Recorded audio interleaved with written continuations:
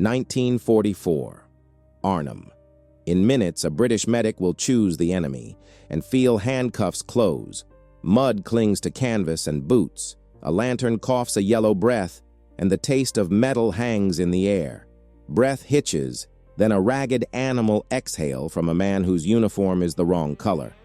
A small pocket watch skitters from a torn pocket, hits the cot, and lies open, hands fixed at 3:17. Nora's fingers hover over a plastered order pinned to the tent pole. The paper flaps like a tired flag. Priority to our men. He's the enemy. He's a patient. Outside, a captain's voice snaps like a whip. Inside, Harold's gloved hand closes over the watch, thumb finding the cold glass. He counts a slow rhythm against the man's ribs with one knuckle, feels the feeble gamble of a breath. The tent breathes with distant shelling. Nora holds compresses. Her eyes ask him a question he cannot answer with words. Harold slides a tray between two stretchers, his other hand moving toward the man's chest as the captain's boot fills the entrance. Mercy, where hate was expected. What does a promise weigh when a life is gasping? In the cramped field hospital at Arnhem, a British doctor and a senior nurse stand with a written order between them and a man gasping in enemy gray. The tent holds the smell of disinfectant and mud, the soft click of a stopped pocket watch, and a choice that will test a promise older than the fighting, the medical oath.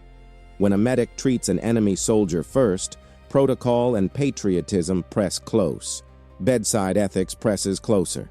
This is not about heroics or recrimination, but about restraint, choosing the patient over the flag, the wound over the word enemy.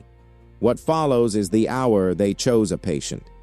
If this kind of true oath under fire story grips you, subscribe for more. September 1944. Arnhem, during Operation Market Garden, the failed Allied push into the Netherlands. The field hospital is no formal building, but a stretched canvas and a commandeered barn where a small British field ambulance unit has set up between hedgerows and ruined roads. Doctor. Harold Whitaker and nurse Nora Beaumont work as part of a medic team attached to an airborne brigade. Their days are measured in stretchers, whispered orders, and the scarce click of a morphine ampule. Shelling is a steady drum beyond the hedges. Patrols move like shadows. Supplies run thin. Bandage rolls grow smaller, antiseptic is rationed, and every transfer to the casualty clearing station is a risk of being overtaken. Their duty is clinical, immediate, sometimes surgical, but it is also legal. The Red Cross emblem on their tent marks them as medical personnel. The Geneva Convention, even if not always observed, is the stated rule. Wounded must be treated without distinction. In practice, however, triage is more than medicine here. Military commanders, aiming to conserve manpower and morale, issue written directives, priority to our men, while propaganda sharpens the word enemy into a permission to delay. A dying man speaks no language of flags. A medic is supposed to be accountable to the patient and to a promise written into the profession. That tension between command and caring, between orders and an oath sworn long before any uniform, is the undercurrent of this tent. Oath over orders, mercy over propaganda. A stretcher drops at the tent flap with a wet slap. The canvas shudders. Men slide past on their knees, boots caked with churned earth. The British Sarge arrives first, jaw set, arm folded at an angle that will be splinted. He mutters through grit but keeps a steady breath. Behind him, two orderlies half carry a collapsing figure in gray whose uniform is ripped and muddied in a different cut. The small pocket watch lies open on the cot between them, its face clouded with dirt. Harold kneels, palms steady as he lifts the collar to check a wound near the shoulder, then lets one hand rest lightly on the stranger's chest to feel the shallow, bounding breaths. Nora fishes a paper order from the pole and reads it again, the words looking sharper in the lantern light. Priority to our men. A corporal at the entrance passes the instruction under his breath. "They said our wounded first." He's barely breathing. "Orders say wait." Harold presses his knuckle to the man's sternum and times a slow count, 1, 2, keeping the rhythm against the stopped watch. He glances up at Nora. She lowers a roll of bandage toward him without breaking her gaze. Outside, a distant truck mutters away into the dark as reinforcements and stretchers shuffle on. Triage is simple on paper. Save who can be saved now. Orders to favor our men turn that from medicine into strategy. For a medic like Harold, that judgment collides with the oath to treat without discrimination. The watch, stopped, then used as a metronome, becomes in that moment a device for measuring not allegiance, but possibility. Does the man have a chance if action is immediate? The medic's decision, taken in a sliver of time, will be evaluated by commanders later under rules that do not sit inside a tent with a dying breath. A rustle of canvas and the clink of glass. Nora shakes a morphine ampule into a gauze pad, the small vial reflecting the lantern like an eye. Supplies have thinned to a rationed line. Each ampule is counted as if currency. Harold hesitates as he holds the morphine, watching the German's fingers twitch under the blood-dark sleeve. "Save it for the Sarge," an orderly suggests, voice low. Harold answers only with the tilt of his hand. The ampule moves toward the gray uniform. Nora slips a small syringe between her gloved fingers and catches Harold's look. "He won't last through a transfer without help," she says. "We can do local without losing the rest." Harold draws a measured dose, his hands practiced, and presses a plunger. The man's breathing eases by fractions. The immediate panic subsides into a steadier, shallower rise. In the dim hush, Harold uses the stopped pocket watch to count ventilations, placing pulse and breath in a fragile concord. Morphine is a double-edged instrument in that environment. It relieves pain, reduces shock, and calms a patient enough to permit necessary interventions. But it is also a limited resource, and, when given, marks a decision. Nurses and medics ration analgesia because each ampule that goes into a soldier's arm is one less that might keep another alive in the next hour. The ethical sting sharper here is social and political. In peacetime, a medic's first duty is clinical. In war, supplies are a matter of strategy. To ease the pain of an enemy is to employ scarce medicine in a way that some will see as aiding the other side. For Harold and Nora, the calculation is narrowed to a single question. Does the patient stand a better chance if treated now? The choice to use morphine is not a statement of politics, but of practical triage, an act where compassion and epidemiology meet. The work moves from hands to instruments. Harold calls for a scalpel. The captain at the tent mouth watches with a brow that tightens. The German's breaths come in a whisper and a stuttering shuffle, likely a compromise in the plural space, one of those internal troubles that can be fixed quickly, if crudely, in a field setting. "Scalpel," Harold says. "Keep a light on him." Nora steadies the lantern and hands instruments as if they were an extension of the man's pulse.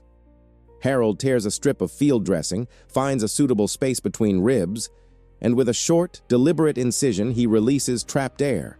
An improvised chest decompression, a thin hiss, then the chest rises. The sound is not of blood, but of the subtle inflating return, the tiny hollow of lung finding its shape again. The man coughs, once, then twice, and the shallow hill of his chest begins to swell more evenly.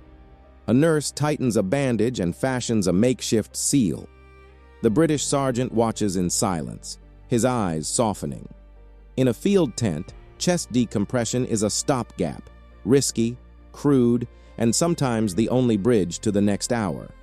It is not elegant and carries risks, bleeding, infection, further injury, but it can restore a lung's capacity enough to move a patient to definitive care. In Harold's hands, the act is surgical triage. Prioritize life-sustaining steps that buy time. The danger, beyond the physical, is procedural and professional. Performing such an intervention on an enemy soldier in front of commanding officers is to lay bare a judgment that conflicts with written policy. The medic acts with intent to preserve a life. The military interprets intent against the scale of operational needs. Those two lenses seldom reconcile in the same moment, and the medic stands exposed to both the moral weight of the patient and the legal weight of command. Voices harden at the tent flap. A captain moves inside, hands jammed into a greatcoat, eyes skimming the battered order on the pole as if to confirm it has not been replaced. He stops at the side where Harold works, watches the man in gray breathing more easily, and does not feign surprise. "You know the ruling," he says, words clipped. "You gave resources to a prisoner." Harold does not look up. He sets the dressing, ties a knot, washes his hands with the smallest of motions. "I treated a life in front of me," he replies, voice steady. The captain's jaw tightens. "You'll answer for this. Insubordination isn't a bedside matter." Nora steps between them, careful. "He's stable. The Sarge is ready to move. Both can be moved together." The captain's eyes flick to the Sarge, who shrugs in a way that is both embarrassed and resolute. "You will wait for my report," the captain says, and the word report carries the future of hearings and formal notes. Command needs order. Medicine needs autonomy. Under canvas, those needs collide, and someone pays for choosing the patient. Each choice made under that canvas ripples outward into rules, reports, and reputations, and may cost a medic his rank, his command, or his freedom. For medics, the risk to self is part of the calculus anytime the oath and orders diverge. While administrative words gather weight at the entrance, the soldiers themselves shape the moral climate within the tent. The British Sarge, once his arm has been set and his breathing steadied, sits up with a hand drifting to his chest, where Harold's fingers had pressed earlier. He watches the German's small, ashen face, the way the chest rises and falls now with more assurance. When the truck that will carry the wounded back to the clearing station rumbles and brakes outside, the Sarge swings his legs over the cot and stands with the difficulty that comes from pain and adrenaline. He looks at Harold, and then at the gray uniformed man who, moments before, had been wrapped in silence. "Put him on the same truck," the Sarge says, voice rough with a new sort of conviction. "He saved us both." An attendant blinks, then nods, and the word "saved" circulates like a small warmth. Nora passes a blanket. The stretcher is readied, ropes tightened, and the two men are lifted side by side into the damp dawn. The soldier's response is a reminder that morale and humanity are not always in alignment with standing orders. When a comrade's life is visibly spared by the actions of another, regardless of uniform, gratitude can upend presumed enmity. Such moments are fragile forms of community building. They do not erase the suffering or the larger political divisions, but they do reframe loyalty as something that can include acknowledgement of courage across lines. In the calculus of a tent, the Sarge's insistence changes the logistical equation. An enemy carried in the same truck as a British man complicates record-keeping and protocol, but it affirms a lived truth that medical care can do more than preserve bodies. It can alter enmity into a begrudging recognition of shared vulnerability. The stretcher boards flex as hands lift. Rain starts in thin needles that smell of cold iron. The truck's tailgate opens. Men stow gear, secure straps, and exchange quick names. Harold stands at the edge of the tent, palm still holding the small pocket watch. He has wiped grime from the cover with a shaking thumb and now presses it into the German's hand with a small, awkward motion. "Keep it going," he says in English that the man may not fully understand, but the tone is simple and clear. Nora rests a hand on Harold's shoulder. There is a softness in her look that mixes exhaustion with approval. The captain reappears with two military policemen at his heels. They watch the truck fill and then turn toward Harold, pages and reports already forming behind their mouths. "Dr. Whitaker, under arrest for disobeying orders." Procedure has a voice. It's flat, and it carries cuffs. Harold shuts the small watch and folds his hands as they pull a pair of stubborn cuffs from a leather pouch. Transportation and custody conflate in the gray hours after such decisions. Moving a wounded enemy in a vehicle intended for one's own troops is not merely a logistical hiccup. It is a visible contradiction of a standing order and a datum for future inquiry. The medic who authorized or participated in that move becomes a person to be questioned, and in times of war, questioning can mean detention. The scene of handcuffs at the tent mouth underscores the core paradox. To save a life may be to invite punishment from the very command one serves. Yet the choice often arises from the immediacy of care. There is no committee to convene when a chest is collapsing. The watch left with the patient becomes a small token of the decision, a relic of an act that will be recorded in a report and argued over in offices far from hedgerows. As the truck pulls away under a sky thinning into paler hues, the tent shuts for a moment in the hush left behind. Nora gathers the used bandages and lays them in a small pile, each stained with the history of the night. The captain pins a short, crisp note to the pole and steps away.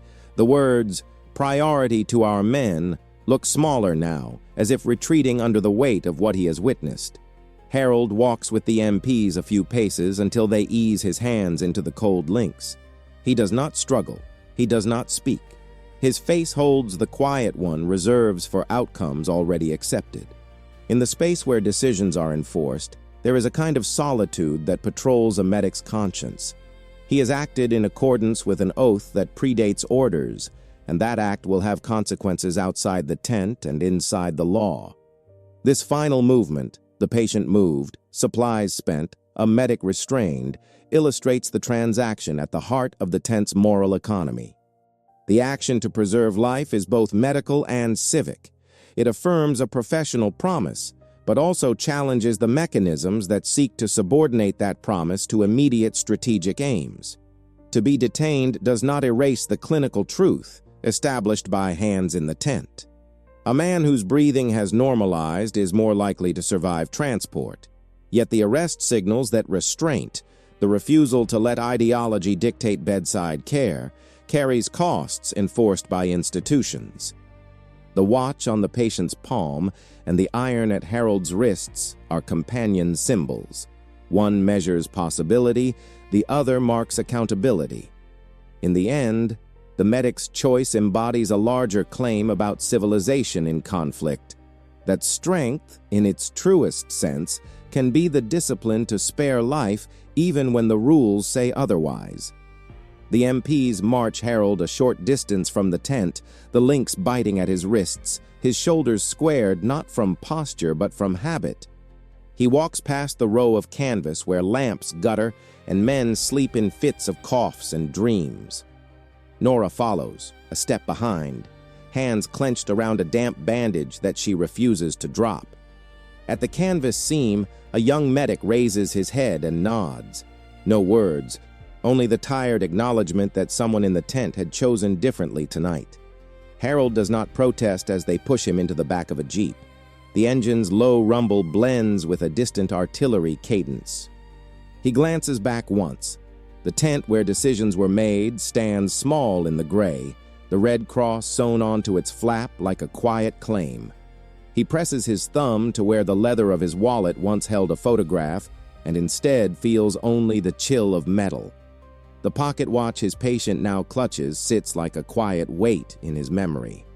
When a medic is removed from immediate duty in this way, the camp does not slow. Someone else takes his place and the work continues. Nora returns to a tray of instruments, wiping a clamp with the same motions, but with the work's rhythm changed by absence. She pins a short note to the tent pole, her handwriting cramped but clear, documenting events as she saw them. Itemizing morphine aliquots, time of decompression, the Sarge's insistence that both men be evacuated together. In the morning light, the note will be a piece of paper in a file. Here in the tent, it is a record, an act of bearing witness. The camp's cipher of survival depends not only on orders from above, but on these small records from below. A nurse's account can shift a report from accusation to context. It does not guarantee mercy, but it insists the truth be told plainly. The truck that carried the wounded lands at a casualty clearing station a few miles away, a place that smells of steam, boiled water, and a constant undercurrent of disinfectant. The German wakes intermittently during the transfer, blinking against unfamiliar light, fingers closing on the small watch Harold left. He looks at the face of a British medic leaning over him. Eyes meet, and for a moment there is no language, only the shared shock of survival. "Watch," the man whispers in a German accent, throat rough. The medic nods, simple and slow. A British orderly lays a blanket over the watch and, without asking, keeps it within reach. Later, as surgeons in a makeshift theater confirm that the chest decompression bought the window needed for transfer, the watch will be noted in the chart like an oddity, a small personal effect offered from one hand to another in the middle of war. Evacuation chains in war are formal and fraught. A field hospital steadies a patient for the trip. The casualty clearing station triages again and either operates or forwards to the nearest base hospital. Each step is a decision point. Each exertion of care is also a logistical choice about how limited assets will be spent. When a medic crosses the arrow in that chain to include an enemy combatant, the act is recorded in both medical and military forms. The Geneva Convention provides a moral and legal framework, the principle that wounded and sick shall be cared for without discrimination. But its practical force depends on local commanders and administrative will. Acts taken under pressure are documented and later reviewed in offices far from the mud. The watch in the patient's hand is less an emblem than a piece of evidence that a clinician used the clock of possibility rather than the calendar of command. Back at the tent, while Harold sits in a cold, low-ceilinged guard room and the MPs take turns sipping thin tea, Nora confronts the captain with a quiet insistence. She presents her note and the Sarge's own statement, which he scribbles on a scrap after he returns to file his movements. "He saved us both." The captain reads, his face set.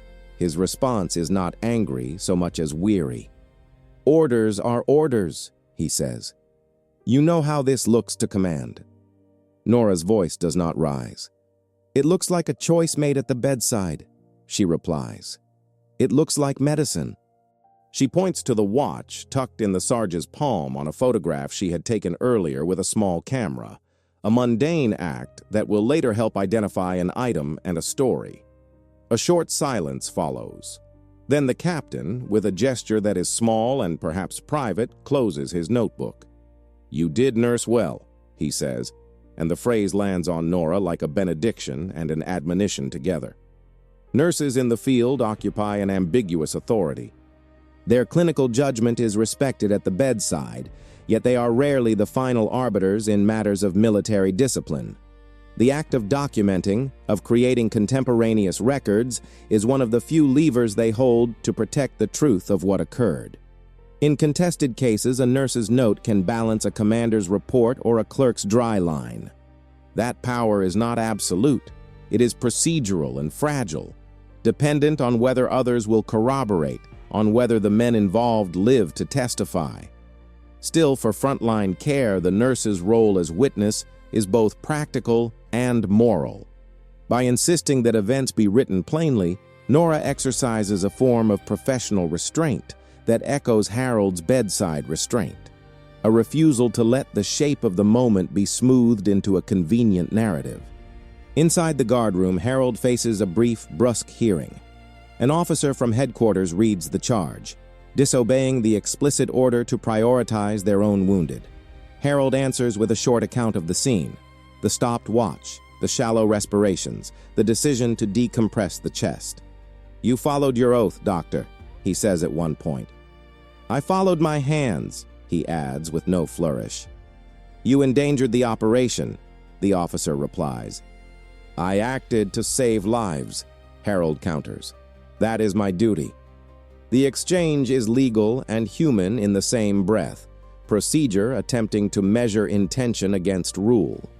The officer considers the Sarge's note, the nurse's contemporaneous writing, and the surgical report from the clearing station that confirms the decompression and the subsequent improvement in the patient's respiratory function. After a long pause, the officer marks a series of outcomes: a formal reprimand to be noted, a recommendation for no further action pending command review, and a warning that insubordination is affixed to the record. Military tribunals and field hearings are designed to balance necessity and order. They can, however, be imperfect judges of immediacy. A medic's split-second decision is hard to compress into the categories of offense and defense meant for slower times and calmer desks. Evidence from the chain of evacuation, nursing notes, surgical confirmations, the Sarge's testimony, can mitigate the harshness of a formal charge, but does not erase it. The process underscores the structural tension that defined the tent. The commander must keep units functional. The clinician must keep patients alive. Where those aims disagree, the institutions built to contain them default to preserving command. Yet the presence of corroborating testimony shows that restraint can be defended. The formal sanction, when softened, speaks to a grudging recognition that professional oaths have a place even amidst pressing orders. Weeks pass in the fractured cadence of war. Reports climb a chain of green forms, stamped and annotated, until they reach a board in a rear echelon where clerks in neat uniforms read the tent's story, and the man in gray becomes a line in a ledger. The wounded German is moved to a base hospital farther inland. The Sarge sends a letter home, brief, bewildered praise in it, about the night when a doctor chose a patient. Nora continues to work, her hands steady on syringes and dressings, while Harold, once released from formal custody, returns to the lines with a notation on his file and a cautious nod from some officers. The MPs who walked him in have conversations with colleagues that find versions of the story redistributed, softened, and then returned as moral rumor. A doctor in handcuffs who refused to let a man die because he wore the wrong uniform. Rumor and record diverge in sentences that matter. Institutional memory works in bureaucratic time. Human memory works in the beat of a chest, the jolt of a hand on a lantern, the way a watch clicks when hope is thin. For those who survived the tent that night, the story becomes part of small rituals. How they fold bandages, who gets the last ampule, which stretcher goes out in the morning. The watch that once lay stopped and then became a metronome is now a private object kept by a man who learned a borrowed word for gratitude. For Harold and Nora, the consequences are both public and private. Not only does Harold carry a reprimand, but they both carry the quiet knowledge that the oath mattered in a specific breathing moment. That knowledge shapes how they will act the next time the tide of orders presses against a bedside. Months later, an informal gathering occurs when a convoy pauses at a crossroads. The Sarge, still with that rough look of someone who has seen too much, spots Harold among a cluster of medics and strides over without ceremony. He clasps Harold's forearm in a soldier's grip and in a voice edged with the same tiredness as before says, "You did right, for both of us." Harold, who has learned the economy of words, replies only once, "We did what we had to." The Sarge's face, lined and sincere, offers a brief explanation that feels like absolution. The men on the ground, they know. No formal report will erase the cleft between command and conscience, but the murmured approval of comrades yields a different sort of record, one written in shared survival. These small acts, an expectant note pinned to a pole, testimony of a grateful soldier, a whispered thanks over a tin mug, compose a social ledger as important as any document. Military life depends on orders. Medical life depends on continuity of care. When the two come apart, the social bonds among those who were present become the proof that matters on the ground. The watch is now less evidence for a court than an item of human exchange. It reminds the saved of hands that would not let him go, and reminds the savior of a moment when a promise met with resistance to power. To choose a patient and accept the consequences is an exercise in restraint that both isolates and binds the decision-maker to a loose community of witnesses. In time, the German convalescent, tended at a British base hospital, files a short note of thanks. It is written in broken English, smudged at the fold, and passed through channels with bureaucratic care. "Thank you," it says simply, and below, with halting clarity, a reference to the watch. He had kept it, he writes, and it had been a small thing to hold in the dark. Such letters rarely change policy, but they change stories. They complicate the neat lines propaganda would draw. They insert the messy fact of human reciprocity into a ledger that prefers categorical entries. For medics and nurses at the front, those scraps of gratitude are fuel. They are not consolation in a legal sense, but they are confirmation that the choice to follow an oath had immediate, observable results. The long, thin shadow of consequence follows Harold. Although formal punishment is limited, a reprimand on record and a brief removal from primary evacuation duty, its symbolic weight is heavy. He loses a promotion he might otherwise have expected, and finds that some officers remain cold with him in subsequent campaigns. But when a convoy is hit by unexpected shelling months later and a fresh wave of wounded arrives, Harold's hands move with the same steadiness. His decisions are the same balance of calculus and compassion. He has learned that institutional sanction alters rank and comfort, but not necessarily conviction. Nora remains at his side, her steady competence a quiet defiance against the bureaucracy that once pinned a crisp order to a pole.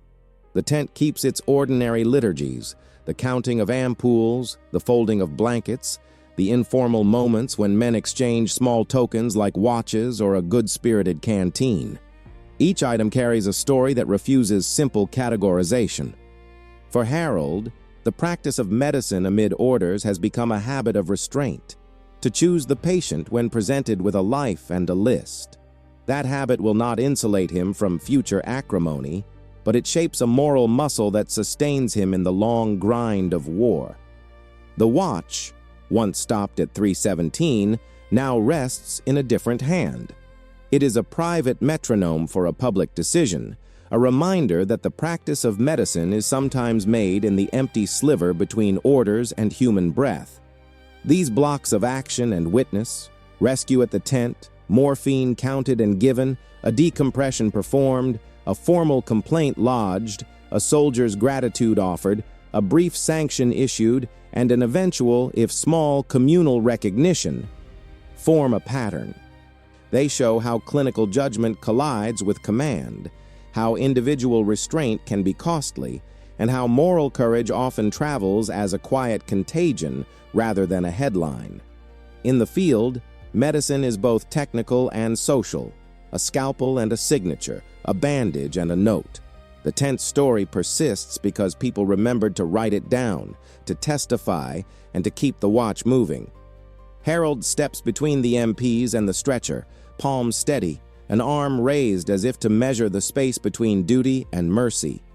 Nora presses a tourniquet into his hand and, without hesitation, offers her own blood first when the orderlies hesitate.